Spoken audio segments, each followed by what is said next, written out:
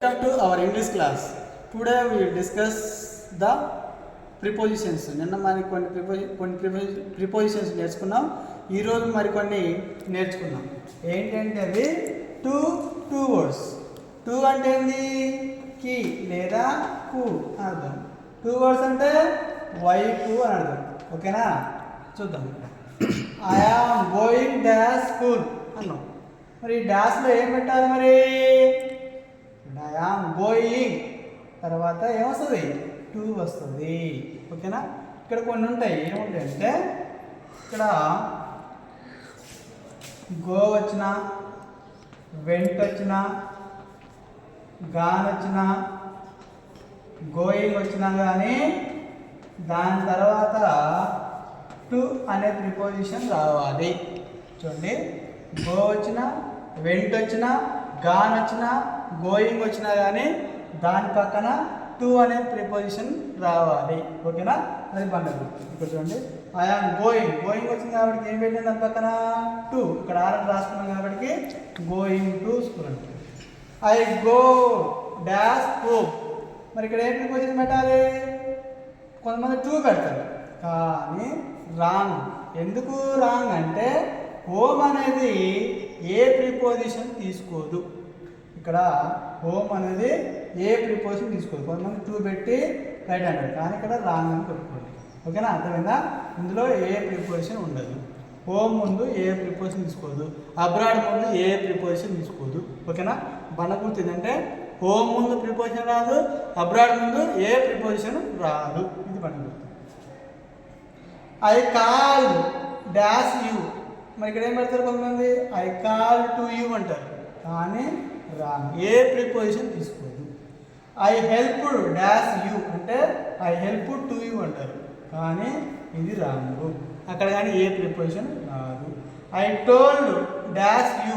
ఇక్కడ కానీ కొంతమంది టూ పెడతారు కానీ ఇక్కడ కానీ ఏ ప్రిపోజిషన్ రాదు. I ask to you. ఇది ఆస్క్ కాదు, ఆస్క్ అంటారు కొంతమంది. అది ఆస్క్ అని పలకాలి కానీ ఇక్కడ కొంతమంది డాష్లో టూ పెడతారు. ఇక్కడ కానీ ఏ ప్రిపోజిషన్ తీసుకోరు. అర్థమైందా? ఐ కాల్డ్ యూ అనాలి, ఐ హెల్ప్డ్ యూ అనాలి, ఐ టోల్డ్ యూ అనాలి, ఐ ఆస్క్డ్ యూ అనాలి. కొంతమంది ఐ కాల్డ్ టు యూ అంటారు కానీ ఇక్కడ ఏ ప్రిపోజిషన్ తీసుకోరు.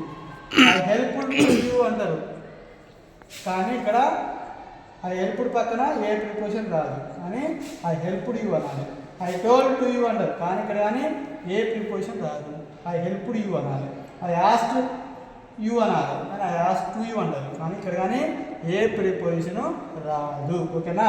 ఇక్కడ ఓన్లీ మాత్రం ఇక్కడ గో, వెంట్, గాన్, గోయింగ్ తర్వాత మాత్రమే టు అనే ప్రిపోజిషన్ వస్తుంది. ఇది బండ గుర్తు. మరికొన్ని ఫిక్స్డ్ ప్రిపోజిషన్స్ ఉన్నాయి. ఏంటో అవి నేర్చుకున్నాం. చూడండి,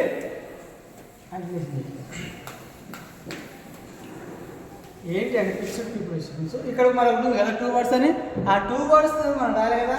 ఇక్కడ ఏమంటే టూ వర్డ్స్ అంటే ఆ ప్రదేశానికి పోవచ్చు, పోకపోవచ్చు. I go to, I go dash Hyderabad అన్నాం. మరి ఐ గో డాష్ హైదరాబాద్ కొంతమంది టూ వర్డ్స్ అంటే, లేదా ఐ గో డాష్ టెంపుల్. ఇక్కడ టూ వర్డ్స్ అంటే టెంపుల్ వైపు పోవచ్చు, పోకపోవచ్చు. కొంతమంది ఇక్కడ టూ వర్డ్ పెడతారు, టూ పెట్టచ్చు. అంటే ఇక్కడ టూ పెడుతున్నా కంపల్సరీ పోతున్నాడు అంటారు. టూ వర్డ్స్ అంటే మరి ఆ టెంపుల్ వైపు నుంచి పోతాడు, పోవచ్చు, పోకపోవచ్చు. ఐ గో టు స్కూల్ అది డైరెక్ట్ పోతాయి. మరి ఇక్కడ I go two words temple అంటారు. ఓకేనా? ఆ ప్రదేశం ఆ గుడి వైపు నుంచి పోవచ్చు, పోకపోవచ్చు. టూ వర్డ్స్ అంటే అదనమాట. ఓకేనా? రైట్. ఇలా ఇంకొన్ని ఫిక్స్డ్ ప్రిపోజిషన్స్ ఉన్నాయి, అవి చూద్దాం. ఏంటంటే ఇక్కడ junior, senior, superior, prepare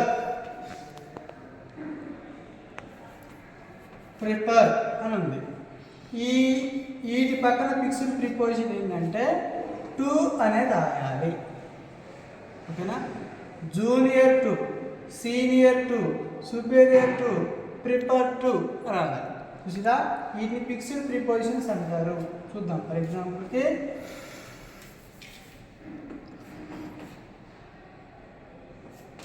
I prefer coffee dash tea అని రాసింది. I prefer coffee to tea. చూసిరా ఇక్కడ ప్రిపర్ ఈ టూ దేనిది, ఇది ప్రిపర్ది. అర్థమైందా? అలా అంటే ఇక్కడ కొన్ని ప్రిపోజిషన్ ప్రిపర్ పక్కన టూనే రావాలి, జూనియర్ పక్కన టూవే రావాలి, సీనియర్ పక్కన టూవే రావాలి, ప్రిపర్ పక్కన టూవే రావాలి. వీటిని ఫిక్స్డ్ ప్రిపోజిషన్స్ అంటారు. ఓకేనా? మరికొన్ని ఉన్నాయి, వాటిని నేర్చుకుందాం. ఇప్పుడు బై అనే ప్రిపోజిషన్ నేర్చుకుందాం. మరి బై అనే ప్రిపోజిషన్ ఎప్పుడు వాడాలి? ట్రాన్స్పోర్టేషన్ అంటే వెహికల్స్లో ఉన్నప్పుడు వాడాలి. ఫర్ ఎగ్జాంపుల్కి I go to school dash walk అన్నాడు. మరి వాక్ ముందు ఏం పెట్టాలి? మరి కొంతమంది బై వాక్ అంటారు, కానీ ఇంగ్లీష్లో బై వాక్ అనేది ఉండదు. మరి ఏం వాడాలి సార్ అంటే ఆన్ ఫుట్ అనాలి, ఆన్ ఫుట్ అనాలి. ఓకేనా? I come to class dash my bike, అప్పుడు బై బైక్ అనాలి. ఏమనాలి? ఫుట్ అంటే నడిచేటప్పుడు మనం ఏమన్నా ఆనే వాడాలి, కానీ బై వాక్లు ఉండవు. ఎందుకంటే I come to class dash my bike, ఇక్కడ బైక్ ఉంది కాబట్టి ఇక్కడ బై బైక్ అనొచ్చు. మరి ఆన్ ఫుట్, ఆన్ వచ్చినప్పుడు ఫుట్ వచ్చినప్పుడు ఆన్ వాడాలి, బైక్ వచ్చినప్పుడు బై వాడాలి, ఆటో అన్నప్పుడు బయ్యే వాడాలి, కార్ వచ్చినప్పుడు కానీ బయ్యే వాడాలి, బస్సు వచ్చినప్పుడు బస్సులో వచ్చినా కానీ బయ్యనే వాడాలి, ట్రైన్స్ మీద వచ్చినా కానీ బయ్యనే వాడాలి. మరి సిప్ అంటే ఓడలో వచ్చినప్పుడు ఆన్ వాడాలి, జంతువుల మీద వచ్చినప్పుడు కానీ ఆనే వాడాలి. బాగా గుర్తుపెట్టుకోండి. నడిచేటప్పుడు అంటే కార్ నడుపుతూ వచ్చేటప్పుడు ఆన్ ఫుట్ అనాలి. ఓకేనా? మరి బైక్ మీద వచ్చినప్పుడు బై బైక్ అనాలి, ఆటో మీద వచ్చినా కానీ బై ఆటో అనాలి, ట్రైన్స్ మీద వచ్చినా బై ట్రైన్ అనాలి. ఓకేనా? బస్సు మీద వచ్చినా కార్ మీద వచ్చినా కానీ బై బస్ బై కార్ అనాలి. సిప్ మీద వస్తే ఏమనాలి? మరి ఆన్ సిప్ అనాలి. మరి జంతువుల మీద వచ్చినప్పుడు ఆన్ ఏమనాలి? హార్స్ అనాలి. జంతువుల మీద వచ్చినప్పుడు ఏమనాలి? హార్స్ హాన్ అని వాడాలి. ఓకేనా? మరి జంతువుల మీద వస్తారు, గుర్రాల మీద రారు, అప్పుడు I'm coming to school on horse అలా వాడాలి. ఓకేనా? ఇది అర్థమైందా? బై అనేది ట్రాన్స్పోర్టేషన్ అంటే మనం ఎప్పుడైనా జర్నీ చేస్తున్నప్పుడు వాడేటటువంటిది by preposition. For example I go to school dash foot, on foot అనాలి. ఓకేనా? బై వాక్ ఉండదు, ఇది గుర్తుపెట్టుకోండి. తర్వాత I come to class dash my bike అన్నాడు, బై బైక్. చూడండి, ఇక్కడ ఆన్ ఫుట్ వచ్చినప్పుడు ఆన్ ఆడాలి, బైక్ ఉన్నప్పుడు, ఆటో ఉన్నప్పుడు, కారు బస్సు ట్రైన్స్ వచ్చినప్పుడు బై అనే ప్రిపోజిషన్ వాడాలి. సిప్ మీద వచ్చినప్పుడు ఆన్ వాడాలి, జంతువుల మీద వచ్చినప్పుడు ఏమడాలి? ఆన్ వాడాలి. ఓకేనా? ఒకసారి ఏదో జంతువుల మీద వచ్చిందంటే ఉన్నారు, దాని వాళ్ళు దానికే ఉన్నారు. ఓకేనా? ఇక్కడ మరికొన్ని చూద్దాం. Along across. ఎలాంగ్ అంటే ఏంది? వెంబడి. అక్రాస్ అంటే అడ్డంగా. ఎలాంగ్ అంటే వెంబడి, అక్రాస్ అంటే అడ్డంగా. చూడండి, ఎలాంగ్ అంటే వెంబడి, అక్రాస్ అంటే అడ్డంగా. ఎగ్జాంపుల్ ఏంటి? The dog is sleeping dash the road. కుక్కలు ఎప్పుడైనా కానీ జంతువులు ఎప్పుడైనా కానీ రోడ్డుకి ఎలా బంతాయి? అడ్డంగా బంతాయి. చూసిరా మైక్ చూసిరా? The dog is sleeping across the road అంటే ఇక్కడ కుక్కలు జంతువులు ఏమైనా కానీ రోడ్డుకి అడ్డంగానే బంతాయి కాబట్టి ఇక్కడ ఏమంటారు? అక్రాస్ అని పెట్టాలి. ఓకేనా? The old man swarm dash the river. ఎప్పుడన్నా కానీ ఒక వ్యక్తి మనం కలటానికి వచ్చినప్పుడు కానీ స్పీడ్ పెట్టేటప్పుడు కానీ చక్కగా రాడు, అడ్డంగా వేస్తాడు. మిగతా ఎప్పుడైనా అడ్డంగా వేస్తాడు కాబట్టి ఇక్కడ కానీ అక్రాస్ ద రివర్ అంటారు. కానీ స్విమ్ చేసేటప్పుడు కొంతమంది అడ్డంగా, ఇటు ఫర్ ఎగ్జాంపుల్కి ఇటు కెనాల్ ఉందనుకో, కెనాల్ ఇది ఏం చేస్తాడు? ఇటు చక్కగా పోడు, ఏం చేస్తున్నాడు? ఇక్కడ ఎదురుగా రావాలంటే ఇటు అడ్డంగా వస్తున్నాడు, అప్పుడు దాన్ని అక్రాస్ వాడాలి. There are fruit stalls dash the road. మరి రోడ్డు పక్కన ఉంటాయి కదా, రోడ్డుకి అడ్డంగా ఉంటాయి ఫ్రూట్ స్టాల్స్. ఎప్పుడైనా ఫ్రూట్ అంటే బండ్లు ఎప్పుడైనా అడ్డంగా పెడితే ఏం చేస్తారు? పోలీసు వాళ్ళు తీసి అవుతారు. ఇక్కడ ఏం చేయాలి? There are fruit stalls dash the road అంటే along the road, across the road పెట్టిన అనుకో వానికి ఉన్నది చింతపండు అనమాట. ఓకేనా? అలా అనమాట. ఫ్రూట్ స్టాల్స్ అయినా కానీ ఫ్లవర్ స్టాల్స్ అయినా కానీ ఎప్పుడైనా కానీ ఎలాంగా రోడ్డే ఉండాలి. ఎక్కడ రోడ్డు ఉండవు కానీ. The newly married couples are walking back the coast. కొత్త పిల్లలు ఏం చేస్తారు మరి? కోస్ట్ తీర ప్రాంతాలకు పోతారు. సముద్రం అప్పుడు బీచ్కి పోతారు కదా. హనీమూన్కి పోయినప్పుడు ఏం చేస్తారు వాళ్ళు? మరి బీచ్కి అడ్డంగా నడతారా? నడవరు. పక్కన జనాలు వస్తారు అక్కడికి.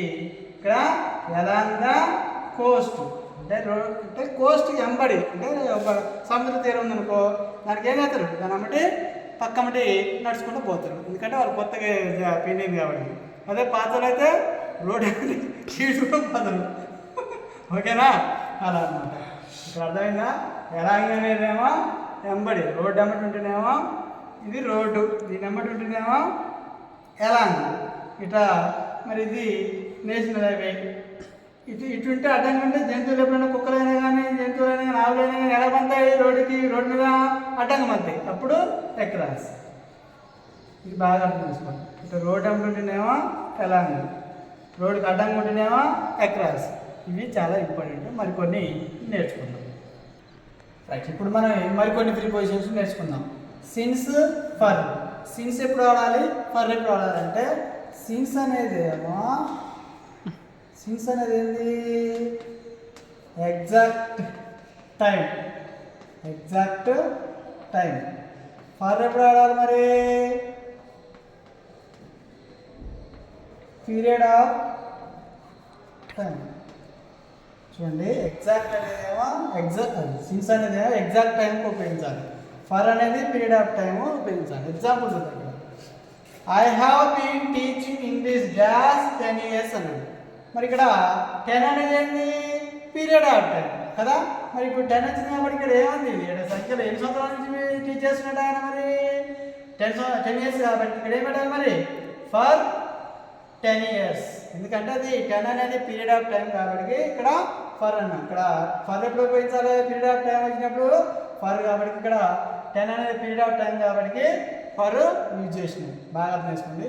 I have been teaching English dash 10 years అన్నాం. నేను ఎప్పటి నుంచి ఇంగ్లీష్ పీరియడ్ బోధిస్తున్నా? 10 సంవత్సరాల నుంచి. 10 అనేది ఏంది? పీరియడ్ ఆఫ్ టైం కదా. అప్పుడు ఇక్కడ ఫర్ అనేది యూజ్ చేయాలి. They have been studying dash 2 PM. వాళ్ళు 2 PM నుంచి చదువుతున్నారు అన్నమాట. 2 గంటల నుంచి చదువుతున్నారు. ఇక్కడ 2 PM అనేది ఏంది? Exact time. మరి ఎగ్జాక్ట్ టైం వచ్చినప్పుడు ఏం ఉపయోగించాలి? సిన్స్. బాగా అర్థం చేసుకోండి. ఇక్కడ సిన్స్ పర్లు అనేది దగ్గరకు ఉంటాయి. కొద్దిగా బాగా నిమ్మలాన్ని ఇంటే అర్థమవుతుంది. చూడండి, ఇక్కడ I have been teaching English dash 10 years అన్నాం. ఇక్కడ 10 అనేది పీరియడ్ ఆఫ్ టైం కాబట్టి ఫర్ పెట్టినాం. ఓకే. మరి ఇక్కడ they have been studying dash 2 PM. 2 PM అంటే ఇది ఎగ్జాక్ట్ టైం కదా. ఎగ్జాక్ట్ టైం వచ్చింది కాబట్టి ఇక్కడ సిన్స్ అనేది ఉపయోగించాలి. ఓకేనా? He has been working in the USA dash March అన్నాడు. మరి మార్చ్ అనేది ఇక్కడ ఎగ్జాక్ట్ టైమే కదా. మరి ఎగ్జాక్ట్ టైం వచ్చినప్పుడు ఇక్కడ ఏం పెట్టాలి మరి? సిన్స్ మార్చ్ అని పెట్టాలి. మరి ఇక్కడ సిన్స్ మార్చ్ కాకుండా ఏమైంది? ఇక్కడ 10, ఇక్కడ 10 years కానీ 5 years వచ్చినప్పుడు ఏం పెట్టాలి మరి? ఫర్ పెట్టాల్సి వస్తుంది. ఓకేనా? She has been writing dash 1 hour. ఇక్కడ గంట నుంచి రాస్తున్నాడు. మరి 1 అనేది ఏంది? పీరియడ్ ఆఫ్ టైం కదా. పీరియడ్ ఆఫ్ టైం వచ్చినప్పుడు ఏం పెట్టాలని చెప్పిన మరి? ఇక్కడ ఫర్ పెట్టాలని చెప్పిన. అర్థమైందా? చూడండి, she has been writing dash 1 hour. గంట నుంచి రాస్తుంది. మరి 1 అనేది పీరియడ్ ఆఫ్ టైం కాబట్టి పీరియడ్ ఆఫ్ టైం ముందు ఏం పెట్టాలి? ఫర్ పెట్టాలి. ఓకేనా? సిన్స్కి ఫర్కి డిఫరెన్స్ అర్థమైంది కదా. సిన్స్ అనేది ఏమో ఎగ్జాక్ట్ టైం, ఫర్ అనేది పీరియడ్ ఆఫ్ టైం. ఎప్పుడైనా కానీ 10 years, 5 years, 1 year, 2 year వచ్చినప్పుడు ఫర్ వాడాలి. ఎగ్జాక్ట్ టైం మార్చి, ఫిబ్రవరి, ఏప్రిల్ అలా ఖచ్చితంగా ఎగ్జాక్ట్ టైం చెప్తేప్పుడు సిన్స్ వాడాలి. ఓకేనా? 2 PM, 1 PM అట్లా. ఓకేనా? ఇలా వచ్చినప్పుడు ఏం వాడాలి? ఫర్ వాడాలి. ఓకేనా? సిన్స్ అనేది ఎగ్జాక్ట్ టైం, ఫర్ అనేది పీరియడ్ ఆఫ్ టైం. ఓకేనా? మరికొన్ని నేర్చుకుందాం. ఇప్పుడు మరికొన్ని ప్రిపోజిషన్స్ నేర్చుకుందాం. Between, among. బిట్వీన్ అంటే ఏంది? మధ్యన. ఎమాంగ్ అన్న మధ్యన. మరి ఈ రెండు ఎప్పుడు ఉపయోగించాలి సార్ అంటే బిట్వీన్ అనేదేమో 2 మరి ఎమాంగ్ అనేది మోర్ దెన్ 2 అంటే 2 ఉంటేనేమో 2 బిట్వీన్ వాడాలి, 2 కన్నా ఎక్కువ ఉంటే ఏం వాడాలి, ఎమాంగ్ వాడాలి. చూద్దాం. ఫర్ ఎగ్జాంపుల్కి రామయ్య డివైడెడ్ ఈజ్ ప్రాపర్టీ. రామయ్యకి కొంత ప్రాపర్టీ ఉంది, దాన్ని ఏం చేసిండు, డివైడ్ చేసిండు. రామయ్యకి ఎంతమంది పిల్లగాడు ఇక్కడ, డాష్ నరేందర్ అండ్ సంతోష్. ఇప్పుడు రామయ్యకి 2 కొడుకులు ఉన్నారు. ఆయన ప్రాపర్టీని ఏం చేసిండు, డివైడ్ చేసిండు. మరి డివైడ్ ఎంతమంది మధ్యలో, నరేందర్ అండ్ సంతోష్. ఈ 2 పంచింది కాబట్టి నరేందర్ అనేది 1, సంతోష్ అనేది 1, మొత్తంగా 1 ఎంత అయింది, 2. ఇద్దరు ఉన్నది కాబట్టి ఇక్కడ ఏం వాడాలి, బిట్వీన్ వాడాలి. ఓకేనా, అర్థమైందా? అలా ఇక్కడ చూడండి, రామయ్య డివైడెడ్ ఈజ్ ప్రాపర్టీ. రామయ్యకి ఉన్నటువంటి ప్రాపర్టీ ఏం చేశాడు, డివైడ్ చేసిండు. ఎవరెవరి మధ్య డివైడ్ చేసిండు, నరేందర్ అండ్ సంతోష్. రామయ్యకి 2 కొడుకులు ఉన్నారు. ఎవరెవరు ఉన్నారు, నరేందర్ ఉన్నాడు, సంతోష్ ఉన్నాడు. మరి ఆయన ప్రాపర్టీ 2 మధ్య డివైడ్ చేసిన పంచినప్పుడు ఇక్కడ 2 ఉన్నాయి కదా, నరేందర్ అండ్ సంతోష్ కదా, మరి 2 పంచిండు. మరి ఎక్కువ మంది పంచలే కదా, ఇక్కడ 2 కాబట్టి బిట్వీన్ అనేటువంటి ప్రిపోజిషన్ వాడాలి. రెండవది, there is a lot of cooperation dash Asian countries. మరి ఇక్కడ అన్కౌంటబుల్ ఏషియన్ అనేది, ఏషియన్ కంట్రీస్ అనేది ఎక్కువ ఉన్నాయి కాబట్టి ఇక్కడ ఏమడాలి, ఎమాంగ్ ఏషియన్ కంట్రీస్. అంటే 2 ఉంటేనేమో బిట్వీన్ వాడాలి, 2 కన్నా ఎక్కువ ఉంటే ఏం వాడాలి, ఎమాంగ్ వాడాలి. ఇది బాగా గుర్తుపెట్టండి. చూడండి, బిట్వీన్ ఉంటేనేమో 2, ఎమాంగ్ ఉంటే మోర్ దెన్ 2. 2 ఉంటే బిట్వీన్ వాడండి, 2 కన్నా ఎక్కువ ఉంటే ఎమాంగ్ వాడండి. అర్థమైందా? రైట్. ఇంకోటి చూడండి, ఇంకోటి ఏంటంటే ఇక్కడ బిట్వీన్ అండ్ వీటికి ఏంటంటే తేడా ఏంటంటే చూడండి, అవర్ క్లాస్ రన్స్. మన క్లాసు, మన కాలేజీ, సరే క్లాస్ కాబట్టి ఇక్కడ కాలేజీ రాసుకోండి, ఇంకా ఇక్కడ కాలేజీగా రాసుకోవచ్చు. Our college runs dash 9:30 AM to 4 PM. చూడండి, మంచి చూడండి, our college or class runs dash 9:30 AM dash 4 PM అన్నాడు. ఓకేనా? మరి ఇప్పుడు మన కాలేజ్ ఎప్పటి నుంచి ఎప్పుడు నడుస్తుంది, 9:30 నుంచి సాయంత్రం 4 గంటల వరకు నడుస్తుంది కదా. అప్పుడు ఇప్పుడు చూడండి, our college or class runs between ఎప్పుడు మరి ఇక్కడ 9:30 AM to 4 PM అంటారు. కానీ ఇక్కడ కాదు, ఎప్పుడైనా ఇక్కడ బిట్వీన్ వచ్చినప్పుడు ఎండ్ వాడాలి. ఓకేనా? Our class runs between 9:30 AM and 4 PM అన్నాడు. బిట్వీన్ వచ్చినప్పుడు ఇక్కడ ఎండ్ రావాలి.